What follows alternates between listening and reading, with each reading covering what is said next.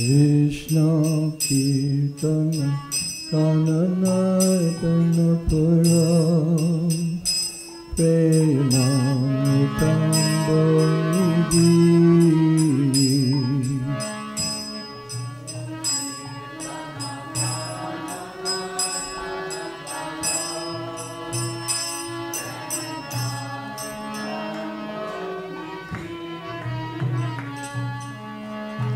Krishna Kirtana Gananatana Puram Premamritambo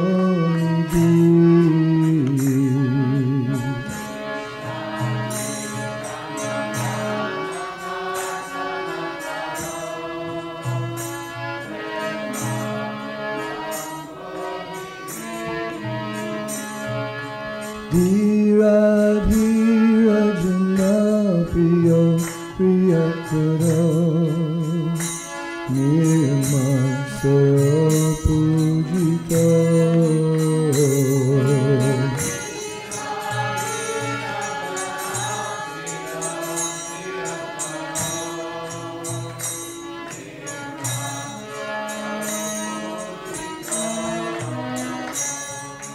Vande Rupa Sanatana Raghuyaga Shri Jiva Gopalaka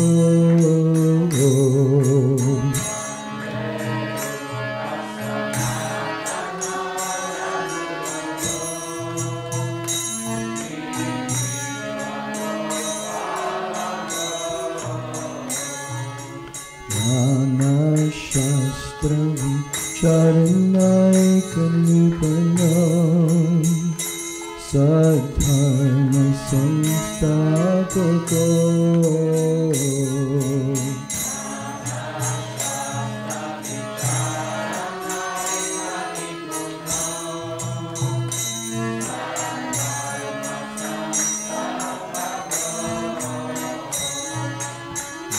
Lokanam Hitam Harinayaka Jivane Maya Sharanyaka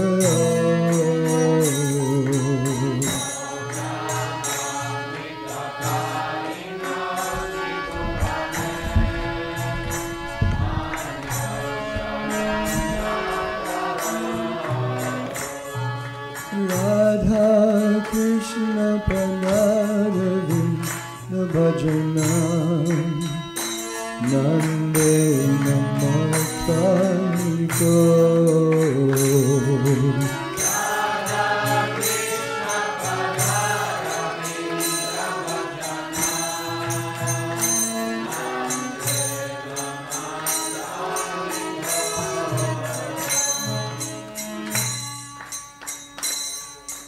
Vande Rupa Sanatana Raghuyaga Shri Jiva Gopalaka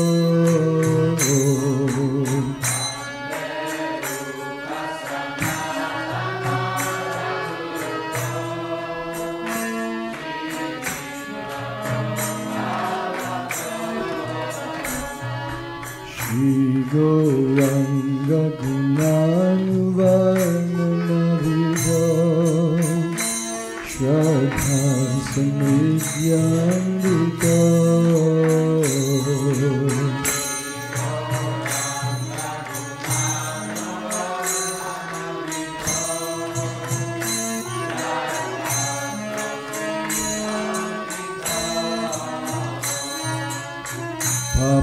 Papotapam Kintanaupanubritam Govinda Ganamritam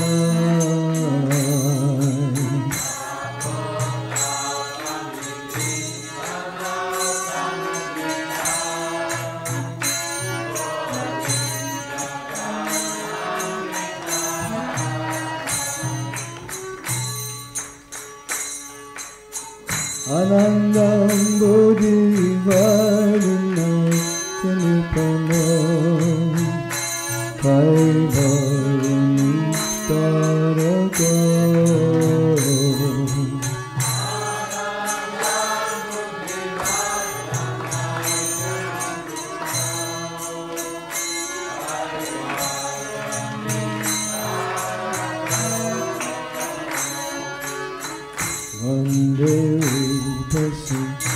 Natinadyago Shri Jiva Gopalaka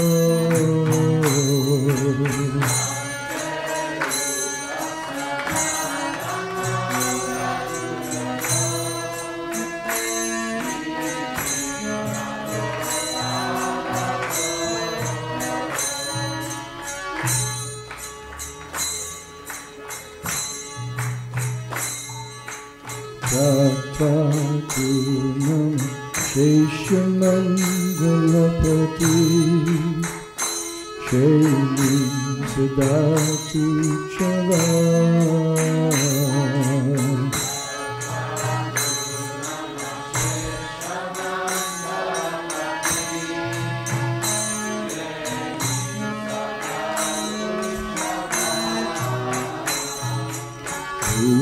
Upadina Ganesha Karuna Kotina Kampashita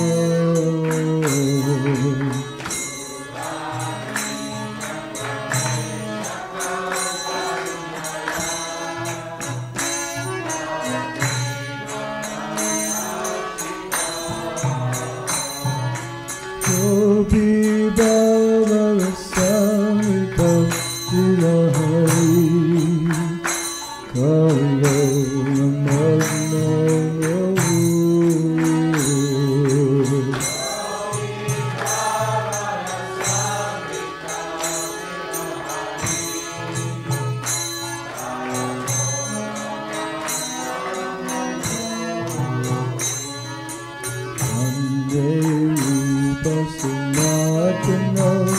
Raghuyago Shri Jiva Gopalaka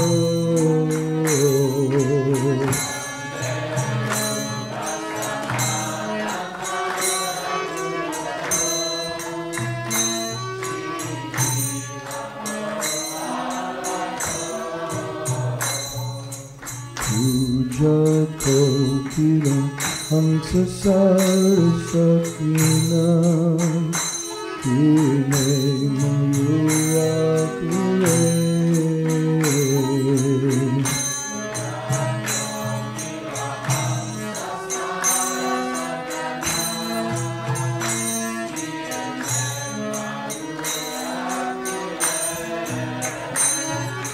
Nana Ratna Nibadamulavitapa Shri Yukdavindavane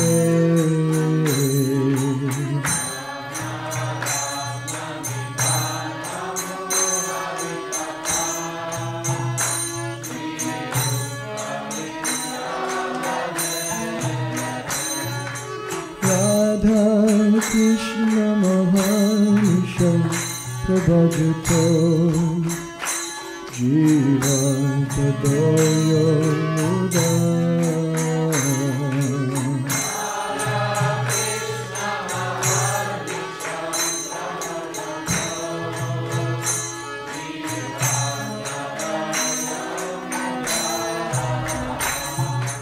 Vande Rupa Sinatinadyago Shri Jiva Gopalaka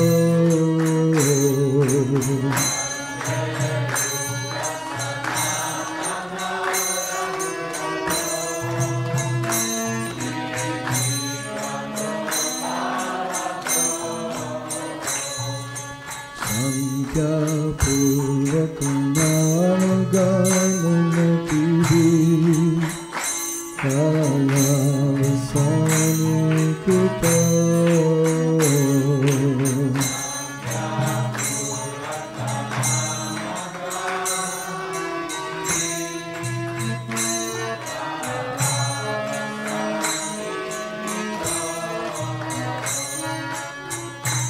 Nidrahana Viharaka Vivujita Chakranta Dina Chaya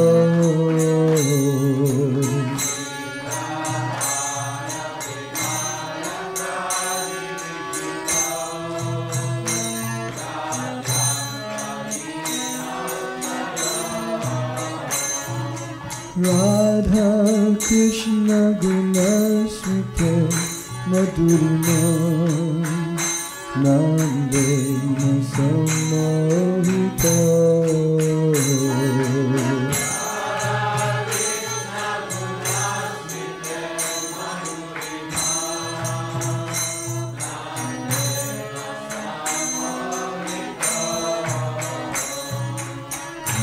Derupa Sanatana Raghuyaga Shri Jiva Gopalaka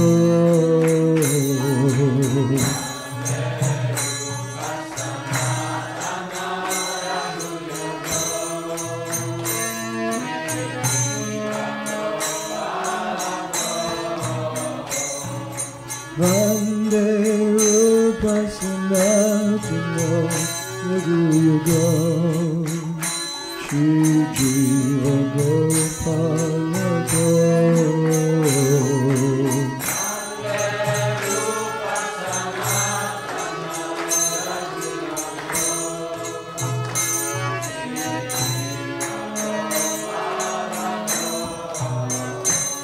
Radha Kunda Tate Kalinga Tanaya Tire Chavanshi Vate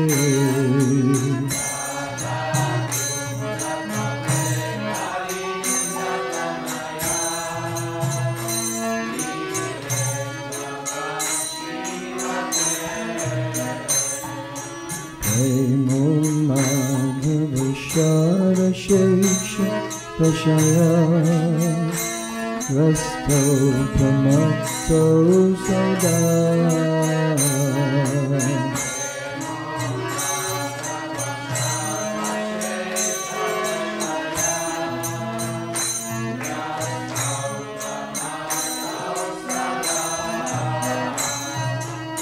Jayanto Chakadayare Gannavaram Madhavibhuto Mura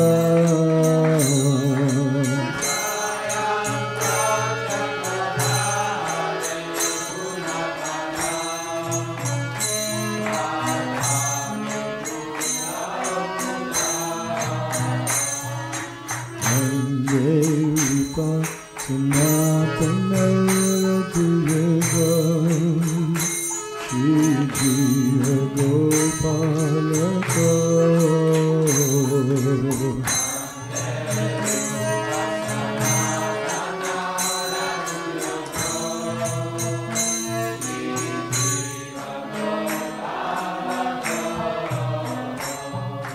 Hey Radhe Rajan Devi Kechalarite Hey Nanda Suno Kuta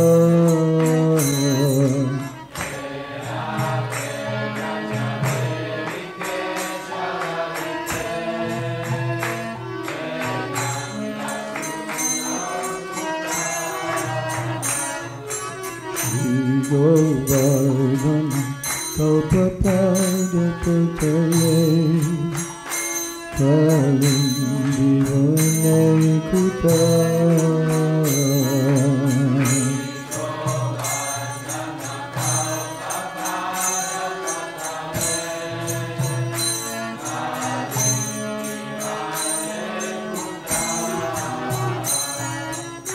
Goshanta Viti Sarvato Brajapure Kedai Mahavira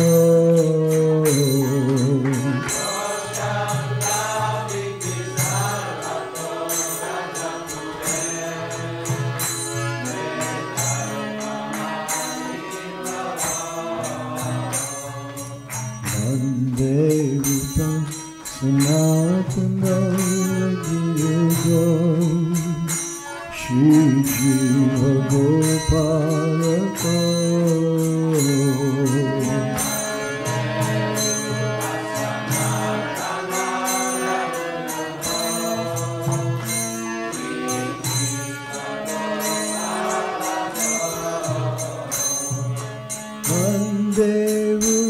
Rupa Sanatana Yaduyego Shri Jiva Gopalako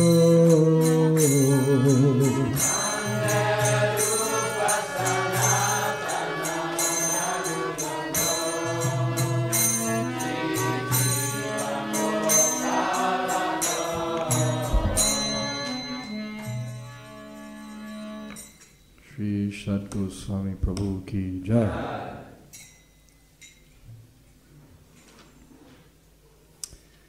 I offer my respectful obeisances unto the 6 Goswamis, namely Sri Rupa Goswami, Sri Sanatana Goswami, Sri Raghunath Bhatta Goswami, Sri Raghunath Das Goswami, Sri Jiva Goswami, and Sri Gopal Bhatta Goswami, who are always engaged in chanting the holy name of Krishna and dancing.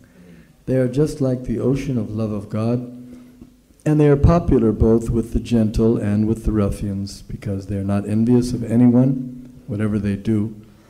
They are all pleasing to everyone, and they are fully blessed by Lord Chaitanya. Thus, they are engaged in missionary activities meant to deliver all the conditioned souls in the material universe. S úctou se klaním 6 Gosvámím, Šri Rupovi Gosvámimu, Šri Sanatana Gosvámimu, Šri Raghunathovi Bhattovi Gosvámimu, Šri Raghunath Dásovi Gosvámimu, Šri Jivovi Gosvámimu a Šri Gopalovi Bhattovi Gosvámimu, kteří neustále zpívají Kršnovo svaté jméno a tančí. Jsou jako oceán lásky k Bohu a protože nikomu nezávidí, mají je v oblibě slušní i hrubí lidé. Mají veškerá Pánova požehnání a všichni jsou s jejich chováním spokojeni. Tak se věnují misionářským činnostem určeným pro osvobození všech podmíněných duší ve vesmíru. Well, this is the symptom of the first class devotee, that he's dear to everyone and everyone is dear to him. To je symptom prvotřídního oddaného, že každý je drahý jemu a on je drahý všem. Even Narad Muni is honored by all the demons. Národu Muniho mají v úctě dokonce všichni démoni. Clearly Narad Muni is a great devotee of Lord Krishna, but the demons don't see him as an enemy. Je zřejmé, že Nárada Muni je velkým oddaným Pána Krishny, ale démoni se na něj nedívají jak na nepřítele. How is that? Jak je to možné? Because Krishna is a little too high. Krishna is Surinam Sarva Bhutanam. He's the well-wishing friend of all living entities. Jak je to možné? Krishna je dobropřející přítel všech živých bytostí. And the devotee is described as Suridam Sarvadehinam, which means the well-wishing friend of all living entities.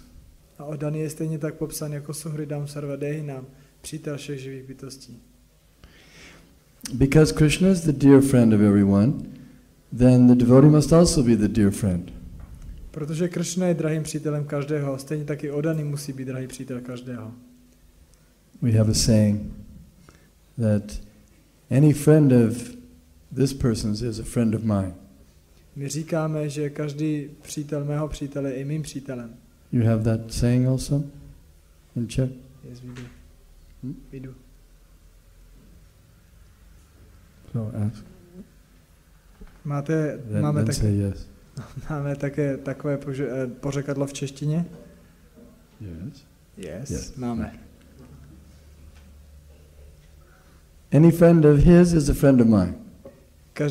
Každý tvůj přítel je i můj přítel. So any friend of Krishna's must be a friend of ours. Takže každý Krishnův přítel musí být i naším přítelem. And all living entities are his friends. A všechny živé bytosti jsou Krishnovi přátelé. Or at least he's a friend to them. A nebo minimálně Krishna je jejich přítelem. That's the difference. They may not be friendly to him, but he'll be friendly to them. To je ten rozdíl. Oni nemusí být přátelští ke Krishnovi, ale Krishna je přítel jejich. There's a name for Yudhishthira Maharaj, which is similar to this. Who knows which name I mean? Yudhishthira Maharaj má jméno, které vyjadřuje tuhle vlastnost. Kdo si vzpomene na to jméno? Raise your hand if you know. Zvedněte ruce, pokud ho znáte. Reading Bhagavatam these days? Četl jste někdo v poslední době Bhagavatam? Ajatashatru Ajatashatru je to. means his enemy was never born. To znamená, že jeho nepřítel se nikdy nenarodil.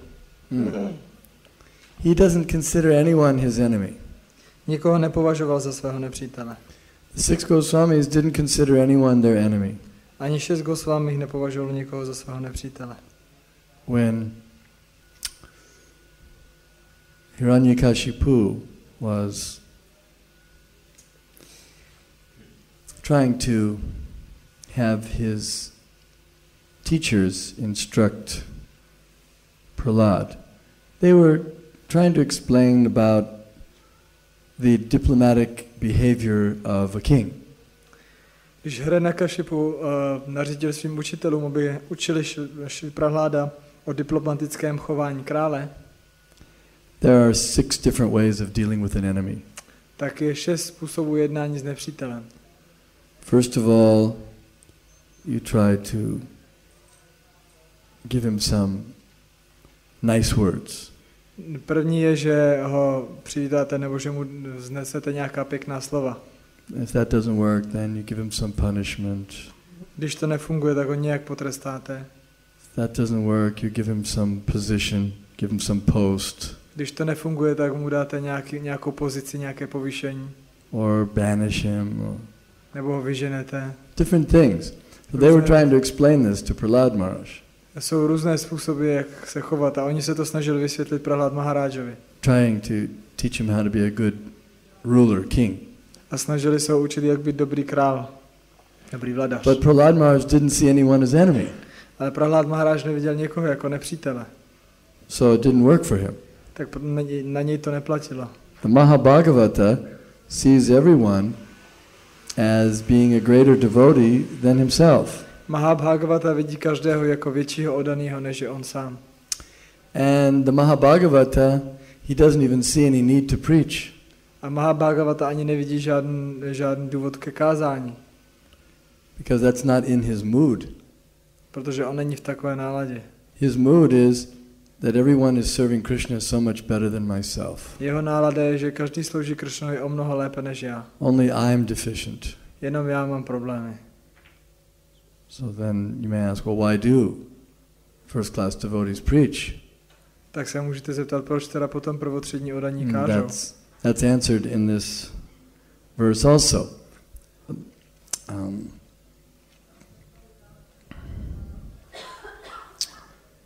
Yes. Kripa, Sri Chaitanya Kripa Baro, Bhuvi Bhuvo. They're blessed by Lord Chaitanya, and therefore they're engaged in missionary activities. To je zodpovězeno také v tomto verši. Oni získali požehnání Sri Chaitanya Mahaprabhu a proto jsou zaměstnáni misionářskými činnostmi. To deliver all the conditioned souls of the universe. Aby osvobodili veškeré podmíněné duše ve vesmíru. That's Krishna's mission. To je Krishnova mise. So it's the devotee's mission also. Tak je to také mise oddaných. Now, when a first-class devotee wants to preach, then he comes, or shall we say, he acts as if he were a second-class devotee. Když prvotřídní oddaný chce kázat, tak musí jednat jako oddan druhé třídy. First-class devotee we described, and the second-class devotee makes 4 distinctions. My už jsme popsali oddaného první třídy a teďka oddan druhé třídy, on dělá 4 rozdíly. Who can raise your hand if you know some of the, or all 4 of the distinctions? Zvedněte ruce vy, kteří znáte některé nebo všechny 4 z těchto rozdílů.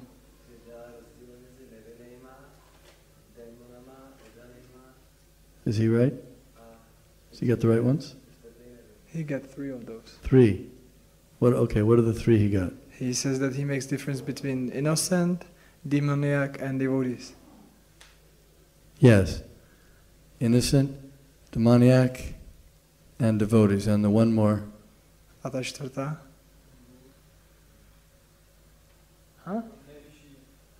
And the supreme. Yes, and God. a Bůh. So, he makes these 4 distinctions and he worships God, he makes friends with the devotees, he is merciful to the innocent and he avoids the demoniac. Takže on uctívá nejvyššího pána, přátelí se s odanýma, je milostivý k nevinným a vyhýbá se démonským. Otherwise, how can he preach? Jinak jak by mohl kázat? So when a first-class devotee preaches, although it appears that he's acting on the second-class platform, actually he's being even more merciful. Takže když prvotřídní odan káže, tak ono to vypadá, jako kdyby byl na té druhé třídě odanosti, ale on je dokonce ještě milostivější. When a first-class devotee preaches, it has tremendous effect. Protože když prvotřídní odan káže, má to neuvěřitelný dopad. Look at the effect Srila Prabhupada had. Podívejte se na ten efekt, jaký měl Srila Prabhupada. Although he's first-class devotee, Paramahansa, přestože je prvotřídní odaný Paramahansa, by his preaching, he had such incredible effect on the world. Jeho kázání mělo na svět tak neuvěřitelný dopad. I don't know if I mentioned, did I mention about Bulgaria? No? Okay. I'll mention it again because it's a nice example. I was just in Bulgaria not too long ago. Nedávno jsem byl v Bulharsku. And I commented to the devotees that Srila Prabhupada never came to Bulgaria. A já jsem komentoval odaným, že nikdy Srila Prabhupada nikdy Bulharsko nenavštívil. And they said, but once he mentioned Bulgaria. Ale oni řekli, on se jednou zmínil o Bulharsku. They were so ecstatic. They felt completely satisfied that Prabhupada had once mentioned the name of their country. Oni byli úplně spokojení a extatičtí jenom tím, že Prabhupada jednou zmínil jméno jejich země. Do you get my point? How pure. They were so happy. He never came here, but he said the name Bulgaria once. He thought of this country once. To je díky té čistotě. Oni sice říkali, že Prabhupada nepřišel do Bulharska, ale jednou zmínil jméno té naší země. On na nás myslel. Actually, they were being delivered because Prabhupada once thought of their country. Jednoduše tím, že Prabhupada jednou pomyslel na jejich zemi, oni byli osvobozeni. Just by his thinking of the country, so many thousands of devotees are coming. Jenom tím, že Prabhupada myslel na nějakou zemi, tolik tisíc odaných z ní pochází. Prabhupada never came to Czech Republic. Prabhupada nikdy nepřišel do Čech. But did he ever say the word Czechoslovakia? A řekl někdy slovo Československo? Yes, he did. And now so many devotees are coming. A teďka podívejte se, kolik odaných přichází. He kindly thought of the people of Czech Republic. On laskavě pomyslel na lidi České republiky. And by his mercy now so many devotees are coming. A díky jeho milosti nyní přichází tolik odaných. The reason that the pure devotee or the 6 Goswamis were dear to everyone was nirmatsaranam satam. They were not envious of anyone. A důvod, proč 6 Goswami z Vrindavánu bylo tolik drahých každému, bylo, že nebyli závistiví. How can anyone be dear to everyone if he's envious of them? Jak by někdo mohl být drahý každému, pokud by jim záviděl? He has to be non-envious. Musí být nezávistivý. Non-envious means he has nothing to gain from them. Nebýt závistivý znamená nemít nic, co bychom od nich mohli získat. And he doesn't wish them ill. A nepřeje jim nic špatného. Prabhupada signed his letters, your ever well-wisher. Šrila Prabhupada podepisoval vždycky své dopisy, váš věčný dobrodinec. He was certainly the well-wisher to his disciples. On byl samozřejmě dobrodinec pro své žáky. But it wasn't limited just to his disciples. Ale on se neomezoval jenom na své žáky. He's also well-wisher to all the other living entities. Šrila Prabhupada byl dobrodincem i pro všechny ostatní živé bytosti. Wouldn't you say that Prabhupada was a well-wisher to the cows? Řekli byste, že Prabhupada byl dobrodincem pro krávy? He preached so hard, he worked so hard to save the poor cows. On kázal a pracoval tak tvrdě, aby zachránil ty ubohé krávy. Someone might have said, well, why didn't he go on strike with the placards, stop killing the cows? A někdo by mohl namítnout, proč Prabhupada nešel na demonstraci s transparentama zastavte zabíjení krav. But he did it in a more, shall we say, sophisticated way and in a more effective way by writing his books. Ale Prabhupáda to dělal, řekněme, vznešenějším a efektivnějším způsobem tím, že psal své knihy. Not only writing his books, but training up a whole army of preachers that would preach about the value of cow protection. A nejenom tím, že psal knihy, ale také tím, že vytrénoval celou armádu kazatelů, kteří kázali o nutnosti ochrany krav. And this movement is having the greatest effect on curbing the horrible tendency of cow slaughter in the world. A toto hnutí má největší efekt na to, že zastavuje tu tendenci lidí k zabíjení krav. No other movement has the effect that the Krishna consciousness movement is having. Žádné jiné hnutí nemá takový efekt jako hnutí pro vědomí Krishny. And the pure devotee is dear. He's the well-wisher of all the non-devotees also. A čistý oddaný je také největším dobrodincem i všech neoddaných. That's why he preaches. Proto káže. Prabhupada didn't have to leave Vrindavan. He was staying in beautiful Radha Damodar temple. Prabhupada nemusel opouštět Vrindavan, on tam zůstal v krásném Radha Damodara chrámu. Have any of you ever been to Radha Damodar temple? Byl jste tady někdo v chrámu Radha Damodara? Raise your hand if you've been Zvedněte there. ruce. Few. Pár z nás. Oh. So, if you go there, you'll see that to stay in Radha Damodar temple and overlook the samadhi of Rupa Goswami is the most peaceful place in the universe. Takže když tam půjdete a uvidíte, kde Prabhupád bydlel a takhle se díval z okna na samadhi Rupy Goswamiho, zjistíte, že to je nejklidnější místo v celém vesmíru. And he was writing books and having his bhajan, worshipping the deity. A šel Prabhupád tam psal své knihy a měl tam svůj bhajan, uctíval božstva. And he himself was already in the ecstasy of Gopi's love for Krishna. A on sám již byl v extázi lásky Gopí ke Kršnovi. So what could be better than to stay in Vrindavan and just think of Krishna and go back to Godhead? Co by mohlo být lepší, než prostě zůstat ve Vrindavanu, myslet na Kršnu a jít zpátky domů, zpátky k Bohu. When he was making plans to leave Vrindavan and to come to the west, some people in Vrindavan tried to stop him and said, no, don't leave Vrindavan. Když Šrila Prabhupáda dělal plány na to, jak opustí Vrindavan a pojede na západ kázat, tak někteří lidé se ho snažili přesvědčit, aby neopouštěl Vrindavan. Sometimes, yes, they were telling him, don't leave Vrindavan. Some people take vows they'll never leave Vrindavan. Někteří lidé přijmou slib, že nikdy neopustí Vrindavan. Even Srila Prabodhananda Saraswati Thakur said, if anyone tries to force me to leave Vrindavan, I'll kill them. Dokonce Srila Prabodhananda Saraswati řekl, že pokud se mě někdo bude snažit přesvědčit, abych opustil Vrindavan, tak ho zabiju. That was his mood. To byla jeho nálada. So that was a wonderful mood that I'm going to stay at the lotus feet of Krishna in Vrindavan. I'm going to die here. Tak to je úžasná nálada. Prostě zůstanu u lotosových nohou Kršny ve Vrindavanu a prostě tu zemřu. Prabhupada knew all that. Prabhupada to věděl. But still he made plans to go to New York City. Ale stejně dělal plány, aby šel do New Yorku. New York City is hell. New York je peklo. So we were talking yesterday about having to go to hell. So Prabhupada had to go there. Včera jsme mluvili o tom, co to znamená jít do pekla, tak Šrila Prabhupada musel jít do pekla. But he took Vrindavan with him. Ale vzal si Vrindavan sebou. And out of his intense mercy and compassion for the fallen souls, he went to give them Krishna. A ze své intenzivní a hluboké milosti k podmíněným duším, tak šel kázat, aby dal podmíněným duším Kršnu. What would have happened if Prabhupada didn't go to New York City? Co by se stalo, kdyby Prabhupada nejel do New Yorku?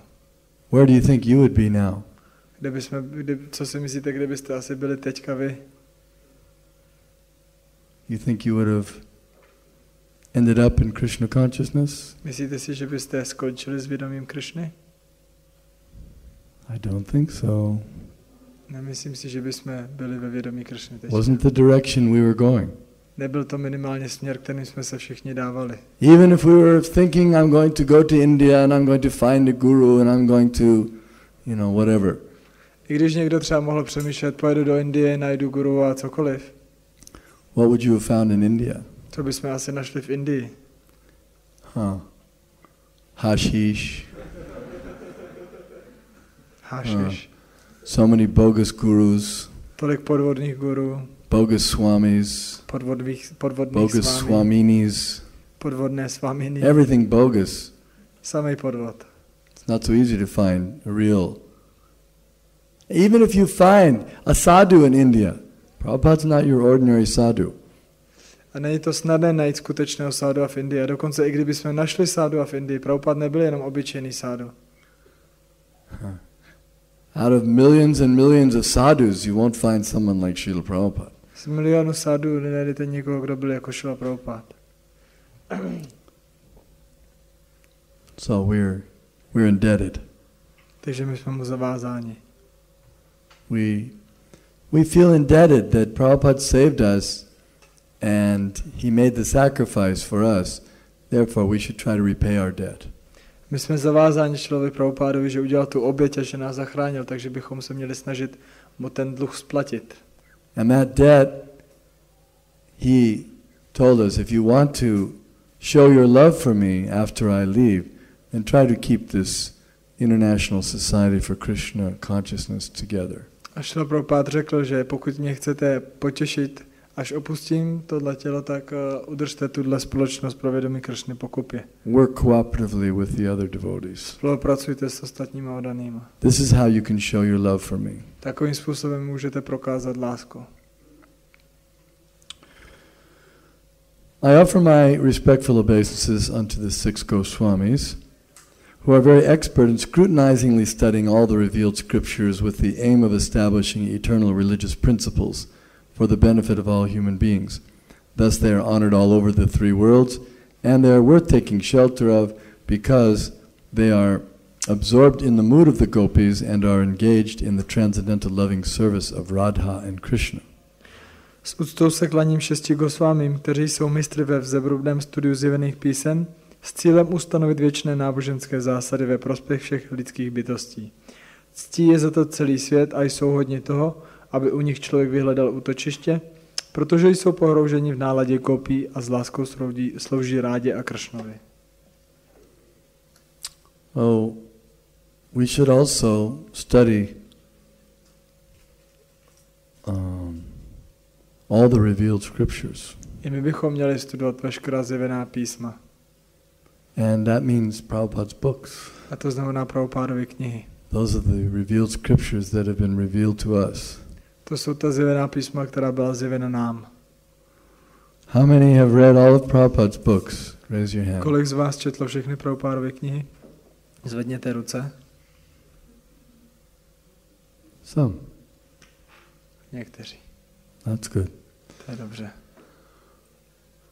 Everyone should read all of Prabhupada's books. Každý by měl číst všechny Prabhupádovy knihy.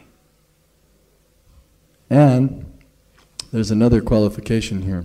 Not just reading them, but reading them with the aim of establishing eternal religious principles for the benefit of all human beings. Ale tady je další kvalifikace. Číst je s cílem ustanovit věčné náboženské zásady pro prospěch všech lidských bytostí. Srila Prabhupada wrote me a letter. He told me to study these books scrutinizingly from all different angles of vision. Srila Prabhupada mi napsal dopis, kde říkal, že bych měl studovat veškerá písma velice pečlivě ze všech různých úhlů. Every different angles of vision means sociologically, from the point of view of political science, from cosmology, from religion, from philosophy, psychology. Ze všech možných úhlů znamená ze sociálního úhlu, politického, astrologického, z úhlu filozofického, psychologického, kosmologického. Yeah. You'll see that they're perfect. A uvidíte, že jsou dokonalé. Everything is there. Všechno tam je. Just like, for example, if we say Krishna is, if you know Krishna, you know everything. Je tam všechno, jako když řeknete, ten, kdo zná Krishnu, zná všecko. Why? Proč? Because Krishna says that his external energies are earth, water, fire, air, ether, mind, intelligence and false ego. Protože Krishna říká, že jeho vnější energie jsou země, voda, oheň, vzduch, éter, mysl, inteligence, ego. So that's everything in the material world. To obsahuje všechno v hmotném světě. And then souls, and they're also his parts and parcels. A pak také duše, které jsou jeho nedílnou součástí. So if you know the whole, then you understand the whole properly, you understand all the parts. To znamená, že když znáte ten celek a znáte ho správně, tak chápete i všechny ty části toho celku. So if we want answers, we can open the windows a little bit. Můžeme vzadu trošku otevřít okna, aby to bylo čerstvé. If we want some answers to the problems of the world, then all the answers are there in Srila Prabhupada's books. Pokud chceme odpovědi na otázky problémů moderního života a moderní doby, tak je všechny najdeme v Prabhupádových knihách.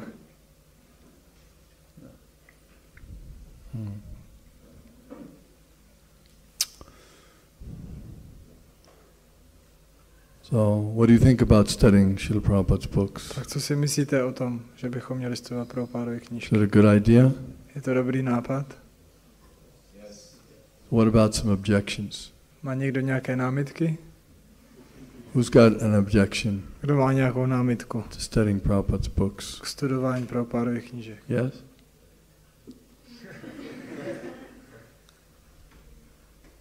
Someone? Someone may say, well, it's too much like school again. I'm so tired of school. I went to school, it was such a terrible experience, traumatic, and now the thought of reading books again is frightening. Někdo může říct, to je moc podobný tomu, jako chodit do školy. Když jsem chodil do školy, to bylo utrpení pro mě. Já jsem tam tolik trpěl a teďka mě to moc straší zase číst knížky. Is that a good objection? Byla by to dobrá námitka? No? Anyone ever feel like that sometimes? Cítil se někdo takhle podobně? No? Then why don't you read more the books? Tak proč nečtete víc ty knížky? What's the reason? Co je důvod? Well, I'm lazy. Jsem línej. Yeah, well, manda samanda matayo, manda bhagya, vipadutra. But we can't be lazy in spiritual life. Ale my bychom neměli být líní v duchovním životě. 6 Goswamis were not lazy. 6 Goswamích nebylo líných. They were sleeping 1.5 hours a day. Spali 1,5 hodiny denně.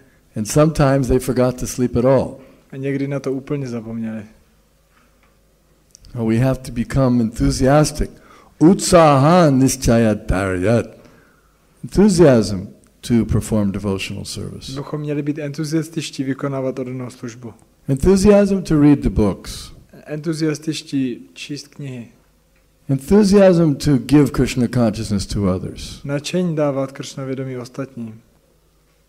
Enthusiasm to perform all these devotional services. Nadšení vykonat veškeré činnosti oddané služby. And how will you get enthusiasm? By associating with enthusiastic devotees. A jak získáte to nadšení, že se budeme sdružovat s nadšenými oddanými? Not by associating with enthusiastic karmis.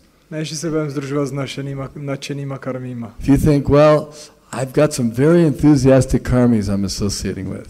A nemůžete říct, že já mám několik takových opravdu nadšených karmích, tak se s nimi chci sdružovat. Materialists. Lidi, they're so enthusiastic, they're always thinking about making money and they're working hard. Oni jsou tak nadšení, neustále přemýšlejí o tom, jak vydělávat peníze a tvrdě pracují. No, not that type of enthusiasm. Tak tenhle druh nadšení nechcem. No, enthusiasm for serving Krishna. Ne, nadšení sloužit Krishnovi. That's who we need to associate with. To je to, s čím se máme sdružovat. Otherwise, if we associate with persons who are enthusiastic for material activities, we will become also enthusiastic for material activities. Pokud se budeme sdružovat s osobami, které jsou nadšené do hmotných činností, i my vyvineme nadšení k hmotným činnostem. Just like look at all the little children being raised in the world. Jako se podívejte na všechny ty malé děti, které jsou tady vychovávány ve světě. By materialistic parents. Materialistickýma rodičema. And what happens to all these little children? Co se stane se všema těma dětma? They become enthusiastic little materialists. Stanou se z nich nadšení malí materialisté. By association. Združování. By training. Tréninkem.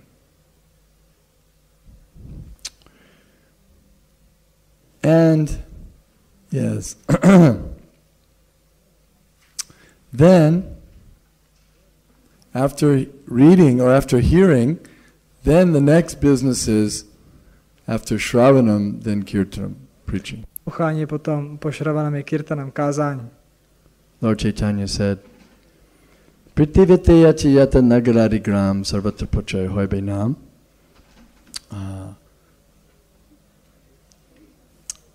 Jaridake tare kaha Krishna upadesh amara gya guru hana tare desh. That everyone should become a guru and spread Krishna consciousness in his part of the world. Každý by se měl stát guruem a rozšířit vědomí Krishny ve své části světa. Lord Chaitanya has ordered all of us to do that. Pan Chaitanya nám všem dal takový pokyn. Oh, you preach what you know. A měli bychom kázat to, co známe. You may say, but I don't know very much. Ale někdo může namítnout, já toho moc nevím. You know more than you think you know. A znáte víc, než si myslíte, že znáte. You'd be surprised how much you know. Až bychom byli překvapeni, kolik toho víme. You think you don't know because you don't preach. My si myslíme, že nevíme, protože nekážeme. As soon as you start preaching, you'll find out that you've got a tremendous amount of knowledge. Jakmile začneme kázat, zjistíme, jaké obrovské poznání máme. Even just, you may say, well, all I know is that we're not this body. A jako když někdo řekne, no jediný, co vím, že nejsme tohle tělo. You may think, well, that's not very much. A můžete si myslet, no to mnoho není. It's more than all the university professors combined in this world. A stále je to víc, než co ví všichni ty profesoři ze všech univerzit na světě. You're feeling, I don't know very much. All I know is that we're not this body. Jako někdo se může cítit, že toho moc neví, že jediné, co ví, je, že není toto tělo. When Prabhupada spoke at MIT, famous university for scientists, there were 1,000 persons in the audience, and he asked, so who here can tell the difference between the living body and the dead body? A Prabhupada dával přednášku na jedné velice slavné univerzitě, kde bylo tisíce posluchačů. On se zeptal, tak kdo tady může říct rozdíl mezi živým a mrtvým tělem? Silence. Ticho. No answer. Žádná odpověď. And you could ask any of the professors, silence. A můžete se zeptat kteréhokoliv z profesorů, dostanete jako odpověď ticho. So you're thinking that you don't know very much. You only know that you're not the body, but that's a lot. Takže si můžete myslet, že toho moc nevíte, že jediné, co víte, je, že nejste tohle tělo, ale to už je hodně. So why not tell people that? Tak proč to neříct lidem? Every one you meet, why don't you tell them, you know, you're not this body. Každému, koho potkáte, můžete říct, víš, nejseš tohle tělo. And then they'll say, well, what am I? Tak oni se zeptají, no a co jsem, If I'm not the body, když nejsem tělo.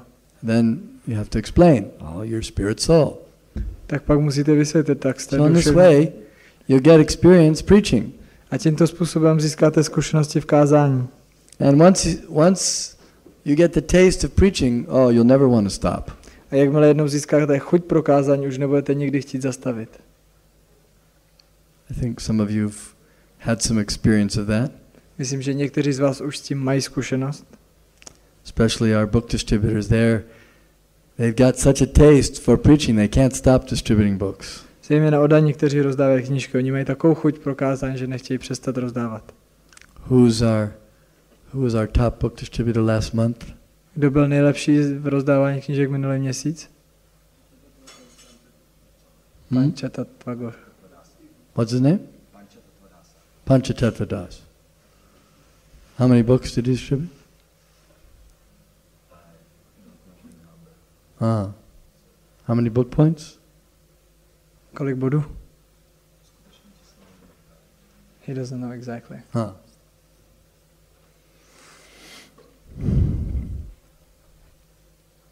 Any questions? Někdo má nějakou otázku?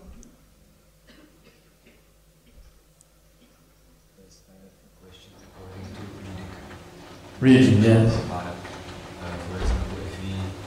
read the 10th canto of Srimad Bhagavatam, which is commented by Goswami and Goswami Maharaj. Should we also combine it with Prabhupada's books? It is said that we should daily read Prabhupada's books or concentrate on that. Otázka zní, jestli když čteme 10. zpěv Šrimad Bhagavatamu, jehož pozdější část je komentovaná jeho svátostí Hridayananda Maharájem, jestli bychom to měli brát stejně jako čtení Prabhupádových knížek, protože je řečeno, že bychom měli číst každý den Prabhupádovy knihy. So we're speaking about reading Prabhupada's books. I was speaking. I'm saying read those first. Takže that's my advice. Doporučuji se nejdřív přečíst Prabhupádovy knížky. Then you'll have a firm foundation for understanding everything. To nám dá pevný základ tomu, aby jsme porozuměli všemu. Then you can't be confused by anything. Pak už nemůžeš být ničím zmaten.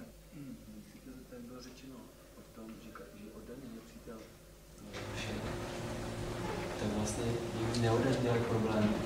Vlastně si ho jde do chrámu, ale dělá nějaký problém, já mi musím vyhodit nebo něco takového. Jak přistupovat k tomu odemně, jaký vědomí. Takže otázka je, že bylo řečeno, že máme být přátelé všech živých bytostí, ale někdy se stane, že přijdou osoby do chrámu, který tam dělají nepořádek a my je musíme vyhodit. Tak jak se vztahovat k takovým osobám? He said that we should be friends to all living entities, but sometimes it happens that some people come to our temples and they're kind of crazy. We have to throw them out. So what shall be our attitude to such a person? Throw them out friendly. Přátelské vyhoď. That's how to be friendly with them. To je způsob, jak být přátelský s takovými osobama. With love. Láskyplně vyhoď. Shouldn't be with false ego. Nemělo by to být s falešným egem. Any other questions? Ještě nějaká otázka?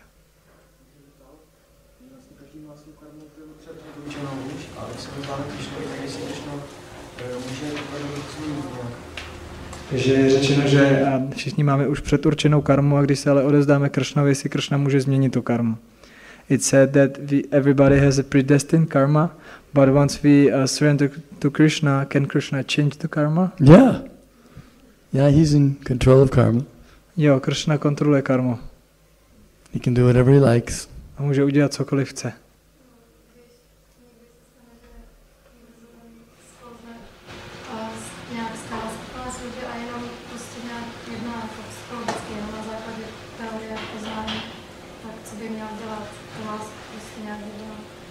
Ještě jednou, já jsem to skoro neslyšel. Co by měl dělat lidem, kteří prostě nějak tu lásku nemůže vyvinout a jedná vlastně jenom na základě teorie poznání. Co by měl dělat odaný, který nemůže vyvinout skutečně lásku, jedná jenom na základě teoretického poznání? What shall do a devotee who cannot develop a real love, but he acts only on the basis of a theoretical knowledge? Theoretical knowledge? Yeah. He's acting on the basis of theoretical knowledge? Yeah. What's he doing on the basis of theoretical knowledge? Co dělá na nějakém základě teoretického poznání?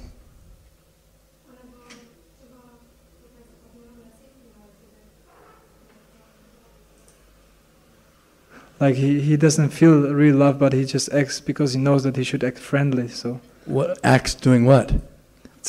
Co dělá jako skutečně, co dělá prakticky? What does he do? Co dělá? With his theoretical knowledge. S tím teoretickým poznáním. What activities does he do? Jaké činnosti dělá? If he does no activities, then yes, it's theoretical knowledge only. Pokud nedělá žádné činnosti, tak je to jenom teoretické poznání. But if he engages in devotional service, then it's not theoretical knowledge, it's practical. He's getting realization. A pokud se ale zaměstná v oddané službě, tak to není jen teoretické, je to praktické a pak získá realizace. Theoretical knowledge is that I know that smoking is bad. Teoretické poznání znamená, že my víme teoreticky, že kouřit je špatné. But still I smoke. A přesto kouříme. That's theoretical knowledge. To je teoretické poznání. And realized knowledge is, I know that smoking is bad, and therefore I don't smoke. A realizované poznání znamená, že víme, že kouřit je špatné, proto nekouříme. So if you know that devotional service to Krishna is right, and you engage in devotional service, then that's realized knowledge. A pokud někdo ví, že sloužit Kršnu je správné a zaměstná se v oddané službě, tak to je realizované poznání.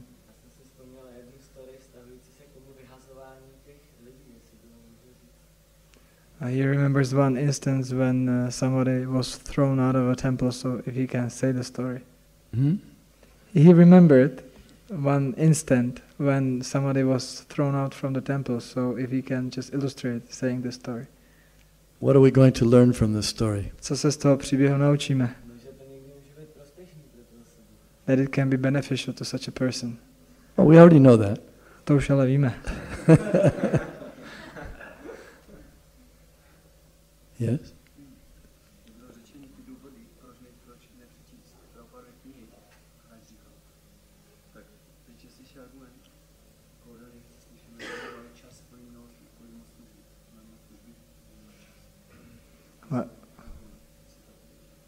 Well, like you've been mentioning the arguments, why not to read more Prabhupada books?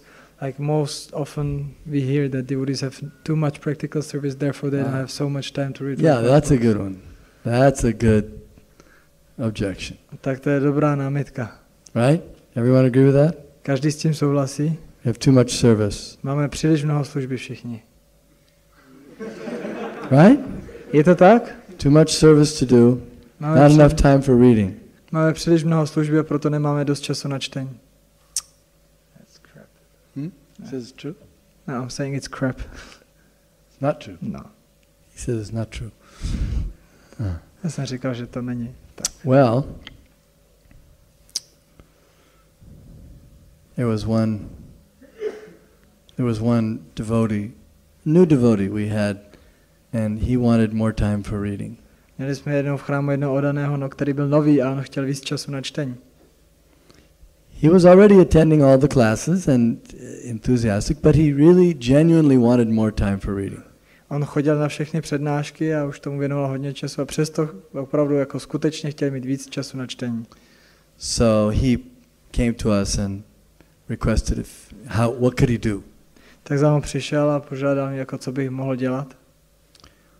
So we gave him some suggestions how he could find more time for reading. Tak jsme mu dali pár návrhů, jak by mohl najít víc času na čtení. And he followed those suggestions. A on následoval ty návrhy. And as a result, he found at least 3 to 3.5 hours more time for reading every day. A výsledkem bylo, že našel 3 až 3,5 hodiny každý den na čtení víc, než měl doposud. And he didn't give up any of his present duties. A nevzdal se ani jedné ze svých přítomných povinností. For example, when getting up in the morning, he got up quicker. Jako například, když ráno vstával, tak stával rychlejc. Took care of his bathing and things very quickly. A postaral se o svou ranní hygienu velice rychle. So he was the first one into the temple room. Takže vždycky byl první ráno v templu. You know how sometimes when we wake up, we're not that sharp and not that quick. Však asi všichni víte, co to znamená, když ráno někdy stáneme a nejsme moc pohromadě, tak nám You've noticed? Všimli jste si toho někdy? So he concentrated, got up very quickly, took his bath quickly, was in the temple room in very short time. Takže on se velice koncentroval, rychle vstal, osprchoval se a už byl první v templu. Then he chanted his rounds. Hare Krishna, Krishna Krishna, Hare Hare, Hare Rama, Rama Rama, Hare Hare, Hare Krishna, Krishna Krishna, Hare Hare, Hare Rama, Rama, Hare Hare. Very fast and very concentrated. A pak takhle zpíval svoje kolečka velice koncentrovaně, velice rychle. So he found he was finishing his rounds and he had quite some time because he got up and he got quickly ready. He finished his rounds very concentrated. He had time during the japa period, the remainder of the japa period, and he used that time for studying. A pak ten oddaný zjistil, že ještě během té doby, kdy máme na japu, tak on už měl čas tak na čtení, takže četl, studoval. Of course, he was on the Bhakta program, so he was getting up at 3 a.m. already. Takže on byl na Bhakta programu a už stával ve 3 hodiny ráno. So by getting up early and by being quick, then he found at least an hour during the japa period, or hour and a half. Takže tím, že takhle brzo vstával a rychle se osprchoval a všechno dělal velice koncentrovaně, tak našel hodinu až hodinu a půl ráno na čtení. Next thing he did was he had a book bag. He carried a book bag around with him. A druhá věc, kterou udělal, že vždycky měl s sebou tašku s knížkama. So whatever book he was reading, it was right there in his bag. Takže vždycky, když četl nějakou knížku, tak ji měl vždycky sebou. And he had a marker in it. A v tom měl záložku. So he knew right where he left off. Takže vždycky věděl, kde přestal. Now right after the class, then normally the devotees go for prasadam. A vždycky hnedka po lekci o den většinou jdou na prasádam. So right after class, he went immediately to the prasadam room. Takže okamžitě po lekci šel do té místnosti, kde se přijímal prasádam. He put his plate down, then he sat down. Takže on sednul, dal před sebe plejty and he started reading a začal číst.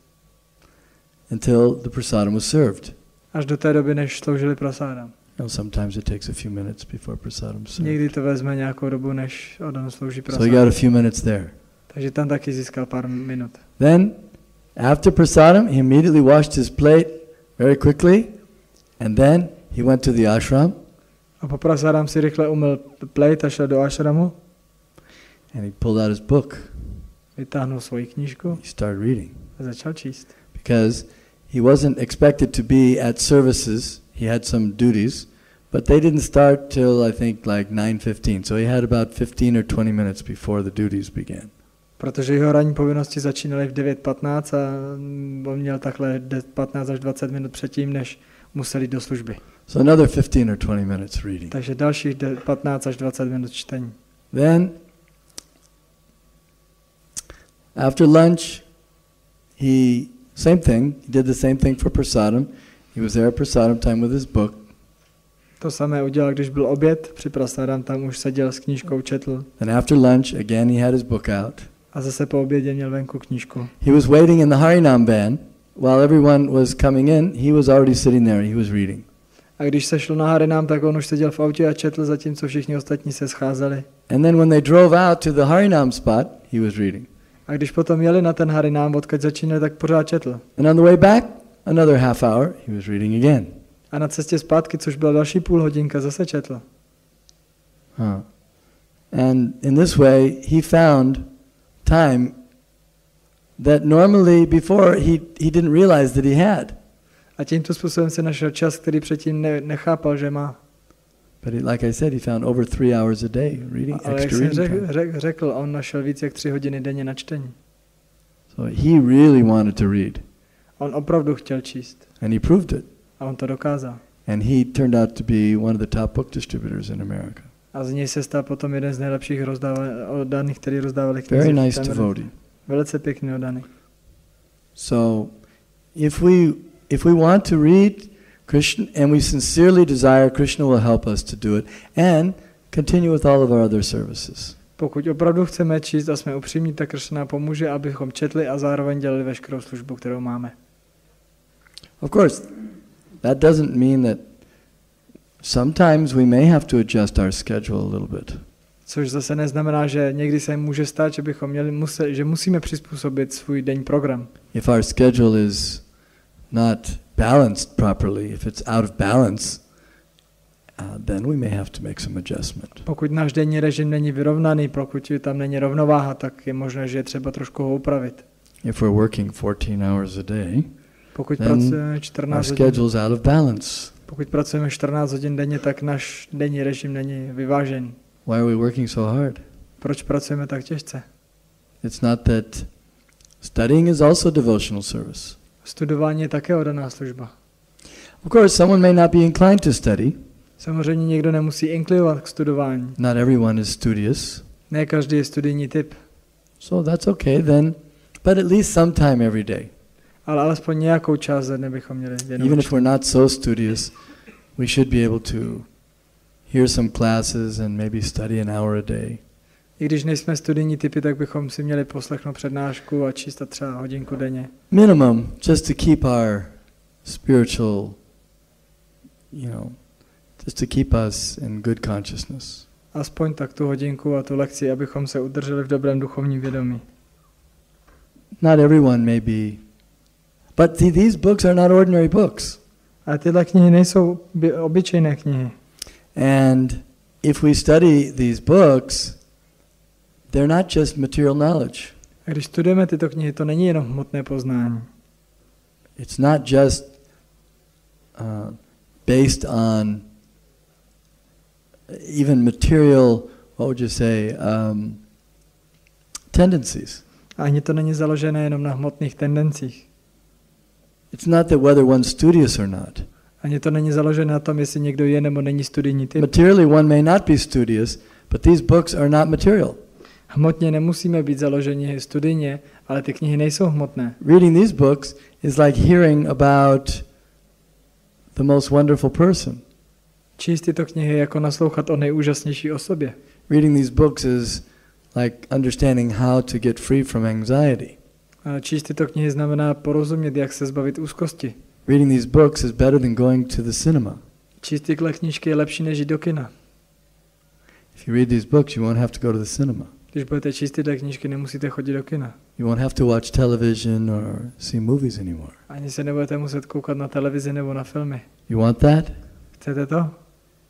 You want to be free from those things? Chcete se osvobodit od těchto věcí? Then you need to get a taste for the books. Pak musíme vyvinout chuť pro čtení. Otherwise you'll be forced, dragged. Maya will drag you. No, you have to watch this movie now.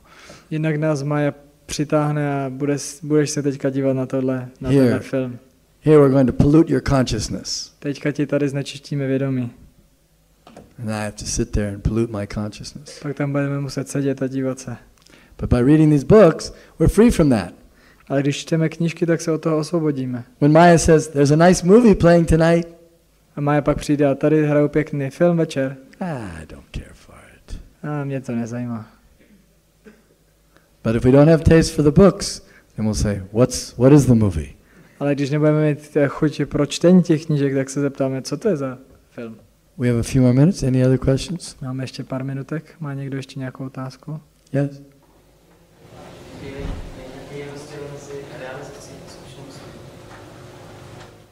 Jaký je rozdíl mezi realizací a zkušeností? What is a difference between realization and experience? Well, if you experience something and you learn from it, that's realization. Pokud máš nějakou zkušenost a poučíš se z ní, tak to je realizace. I may have slipped on the road, several times. Mohl jsem třeba párkrát uklouznout na cestě. He's experienced slipping on the road. Takže mám zkušenost s padáním. But he didn't realize how to not slip on the road. Ale nerealizoval jsem, jak se tomu vyhnout. So, if we make a mistake, we should learn from it. Pokud uděláme chybu, měli bychom se z ní poučit. How not to make the same mistake again. Jak neudělat tu samou chybu znova. You can say, yes, I'm very experienced making that mistake. A můžete říct, mám velké zkušenosti s tím, jak tu chybu dělat. I make that mistake every time. Pokaždý tu chybu dělám stejnou. That's not so praiseworthy. To není tak oslavování hodné. But we should say, I made that mistake before, now I've learned to avoid that mistake. Ale když řekneme, že já jsem tu chybu předtím dělal, naučil jsem se, jak se jí vyhnout. Maya tricked me before, but now I'm being more careful, so Maya won't trick me. A Maya mi předtím podvedla a teďka jsem opatrnější a už se jí to tak nedaří. Is that what you meant? Je to odpovídá ti to? Otázka.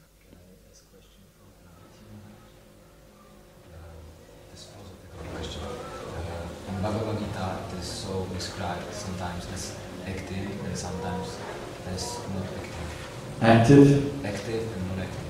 So if you can explain this. Že v Bhagavad Gita je duše někdy popsané jako činná, někdy jako nečinná, jestli to Maharaj může trošku objasnit. Yes, because the soul is part and parcel of Krishna and Krishna is active, then he's also active.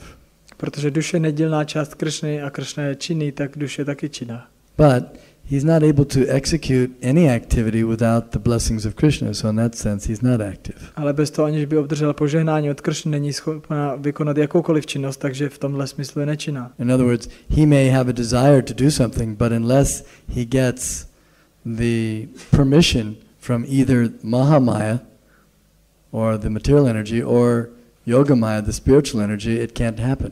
Jinými slovy, duše má touhu udělat nějakou činnost, ale dokud nedostane schválení buď od Mahamaya vnější energie, či Yogamaya vnitřní energie, nic se nestane. Depends on higher authorities to execute his desire. Závisí to na vyšších autoritách, aby se mohla vykonat naše touha. So in that sense, he's not active. Takže v tomhle smyslu je duše nečinná. It's like the living entity in the material world. He thinks he's doing something, but actually everything's going on by material nature. Jako živá bytost v hmotné světě si myslí, že dělá tolik věcí, ale všechno se děje jenom podle hmotné přírody. Nebo je vykonáváno hmotnou přírodou.